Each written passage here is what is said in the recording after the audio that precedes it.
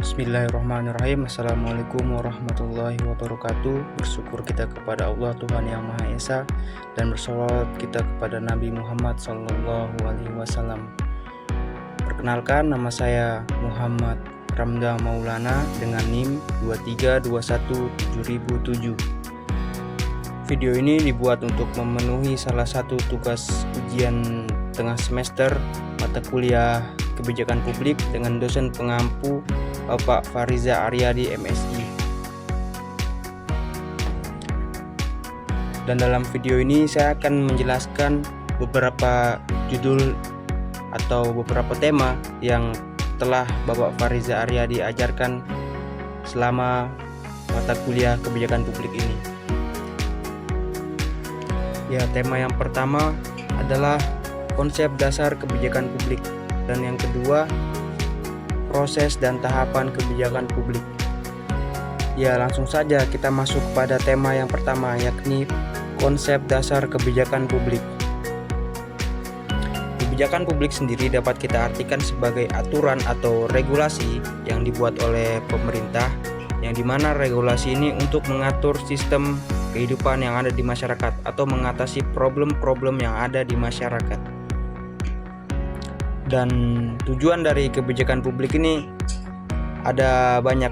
Yang pertama itu sebagai pengembangan ilmu pengetahuan, dan yang kedua sebagai solusi untuk mengatasi problem-problem yang ada di masyarakat, dan yang ketiga berfungsi sebagai produk politik. Dan kebijakan publik ini sendiri mempunyai beberapa ruang lingkup, yang dimana yang pertama ruang lingkup nasional, dan yang kedua ruang lingkup regional, dan yang ketiga ruang lingkup lokal. Ruang lingkup nasional meliputi undang-undang, peraturan presiden, dan lain-lain. Sedangkan ruang lingkup regional itu berdasarkan wilayah provinsi atau peraturan gubernur. Sedangkan lokal itu seperti peraturan bupati yang berada di wilayah kabupaten. Ada beberapa contoh kebijakan publik yang dalam ruang lingkup Sulawesi Tengah ini sudah banyak diterapkan di tengah-tengah masyarakat. Salah satunya adalah kebijakan wali kota untuk mengatur parkir liar yang ada di Kota Palu ini.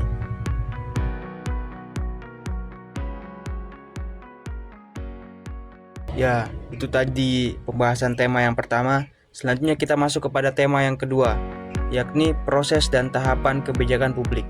Kebijakan publik sendiri memiliki beberapa proses dan beberapa tahapan sehingga dia bisa sampai kepada kebijakan publik. Proses yang pertama itu adalah identifikasi masalah, yang dimana pada awal-awal proses pembuatan kebijakan publik ini, pemerintah langsung turut ke masyarakat melihat isu-isu apa dan mengidentifikasi apa saja problem-problem yang ada di masyarakat untuk dibuatkan kebijakan. Seperti contoh tentang kemiskinan, tentang kesehatan, tentang infrastruktur, dan lain-lain. Nah, dan proses tahapan pembuatan kebijakan publik yang kedua yaitu adalah penyusunan agenda kebijakan.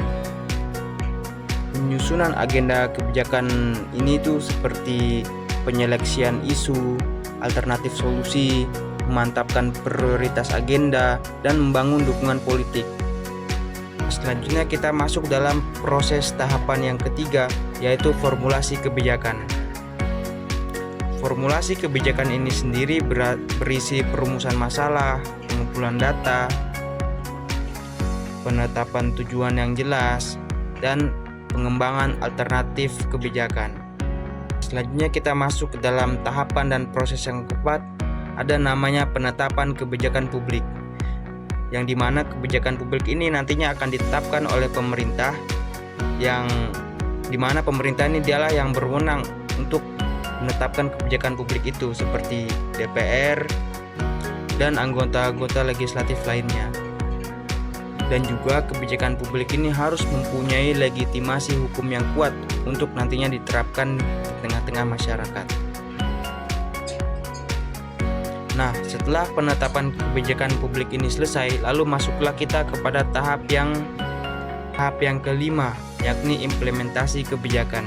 Setelah kebijakan publik tadi melewati beberapa proses yang tadi saya jelaskan, lalu setelah itu kebijakan publik ini diimplementasi di tengah-tengah masyarakat. Apakah kebijakan publik ini benar-benar mengatasi persoalan-persoalan yang ada di masyarakat, ataukah kebijakan publik ini justru malah merusak atau mempertambah parah masalah-masalah yang ada di masyarakat. Nah, setelah kebijakan publik ini diimplementasikan, masuklah kita kepada tahapan dan proses kebijakan publik yang keenam, yang dimana yang keenam ini adalah evaluasi kebijakan. Nah, dalam evaluasi kebijakan ini, kebijakan publik yang tadi dirasa tidak cocok atau kurang mengatasi problem itu akan dievaluasi, apakah akan dilanjutkan atau akan diberhentikan, seperti itu. Nah, selain itu juga evaluasi kegiatan ini berfungsi sebagai untuk mengevaluasi dampak dan juga melihat efektivitas dari kebijakan itu. Mungkin itu saja video singkat yang saya buat untuk menjelaskan beberapa tema yang telah diajarkan oleh Pak Fariza Aryadi dalam mata kuliah kebijakan publik ini. Kurang dan lebihnya mohon dimaafkan. Billahi taufik wal hidayah. Assalamualaikum warahmatullahi wabarakatuh.